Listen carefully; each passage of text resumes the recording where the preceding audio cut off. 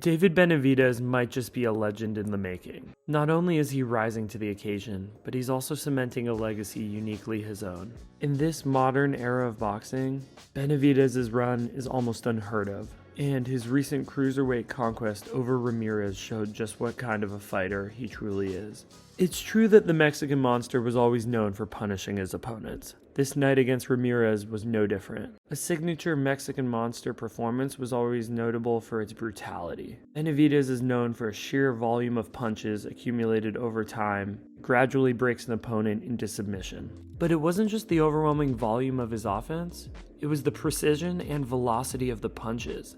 Benavidez always had ungodly speed for his size. He's known for alternating the speed and tempo of his punches. Naturally, this helped him remain unpredictable, but it also disguised future combinations. He could set the pace with his timing, and then suddenly, a slow single shot would suddenly turn into a blistering combination. One of the main reasons that David Benavidez was such a threat to the super middleweight division was that he imposed his physicality on smaller opponents. He pressed on opponents, utilized his massive frame, and he benefited from an extended reach.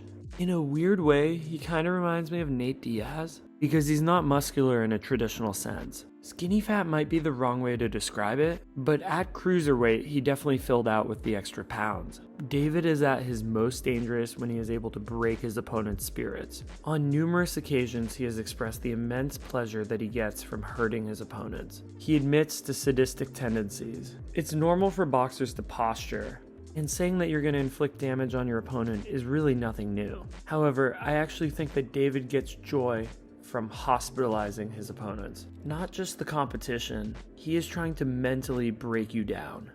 With relentless pressure, he is trying to metaphorically and maybe physically step on your neck. His style vaguely reminds me of Gennady Golovkin. Naturally, this comparison makes sense because Benavidez did some sparring with Golovkin when he was younger, and I'm sure that his work ethic is somewhat motivated by this pound-for-pound great. Speaking of sparring partners, what made this matchup with Ramirez so intriguing to the audience was that these two had a lot of history training together. They had both felt the other's power before, and just like his contemporary, Ramirez was also known for his volume as a puncher. Against Dimitri Bivol, Ramirez threw 878 punches.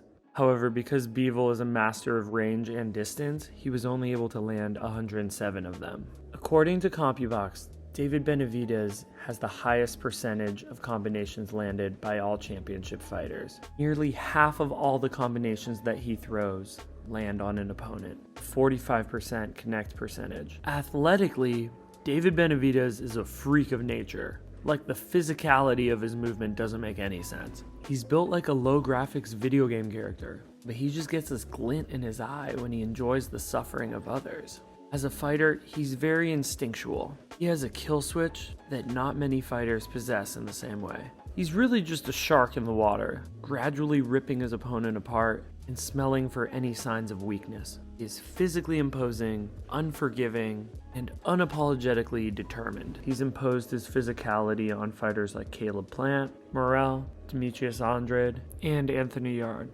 However, once David Benavidez left the super middleweight division, people start to speculate whether his power would hold up. When he wasn't able to get stoppages at 175, people started to think of him as more of a weight bully than a skillful fighter.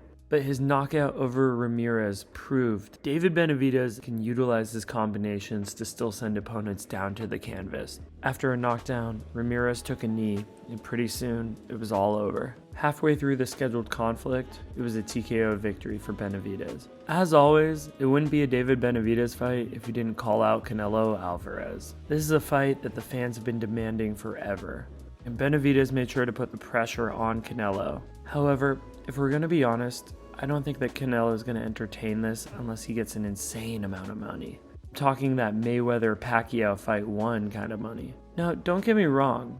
I actually might disagree with the boxing community on this. I don't think that Canelo would necessarily lose to Benavidez. I know that might be a controversial opinion, but I think if the fight were to take place at 168, it would pretty much be a 50-50 fight. If Canelo can fight with some amount of volume, similar to how he did against Jaime Munguia, he has a very legitimate chance of beating Benavidez. However, if he tries to just load up single power punches, There's definitely more of an argument that David Benavidez could pull out the fight. I think if this match had happened earlier in Benavidez' career, especially when he was less experienced, he would have 100% lost to Canelo. But as Canelo accumulates more mileage on the clock, every day that passes, Benavidez gets a little bit stronger and more confident, and Canelo gets weaker. Through no fault of his own, he has started to slow down. Every fighter with as much mileage on the clock as Canelo has eventually meets father time. I don't think that Canelo would fight Benavidez at 175. Even though Benavidez is still the reigning champion there, and Canelo initially lost all his super middleweight belts to Terence Crawford, I still don't think a 5'7" Canelo Alvarez would make that jump again. The last time he made that jump was against Dmitry Bivol, and even though he was able to knock out Sergey Kovalev at 175, it's clear that for such a small fighter, he's pushing the limit for what he can achieve at that weight class. If he were to ever fight David Benavidez, I believe that would be at 168. But let's be real, there's a good chance that Canelo retires before we ever see that fight. But who knows? After his loss to Terence Crawford, Canelo might jump weight classes again and take on a fighter at a larger division. As an optimistic viewer, I would hope that he would want to end his career on a high note, take on some level of competition. But honestly, Canelo doesn't have much left to prove. As a fandom, you can expect more from him, you can be frustrated by his cherry picking and the level of opposition he's taken in recent years, but you can't deny his achievements in the sport of boxing. If he were to have retired 4 years ago, he would still be a living legend. I can see Canelo fighting another larger opponent, but realistically, it won't be David Benavidez. Benavidez is making a really compelling case that he's a pound-for-pound great in the sport of boxing. I still think that he might lose to Dmitry Bivol and arguably Artur Beterbiev, but it's undeniable that he's a force to be reckoned with. Every fight, he's becoming a bigger and bigger draw. This win against Ramirez proves that he's willing to make history. There's not very many people he wouldn't face. Let me know if you would like to see me do a breakdown as to why I believe that Dmitry Bivol beats David Benavidez in a fight. Even though we know him for his defensive capabilities, I think it's worth pointing out that Dmitry Bivol has an underrated offensive arsenal. It's fairly simple combinations, but they're incredibly effective. Stylistically, it might be a bad matchup for David Benavidez. Arguably, it would be his kryptonite. If you're interested, I can explain more in a future video. We know you don't know nothing about boxing. Finish going.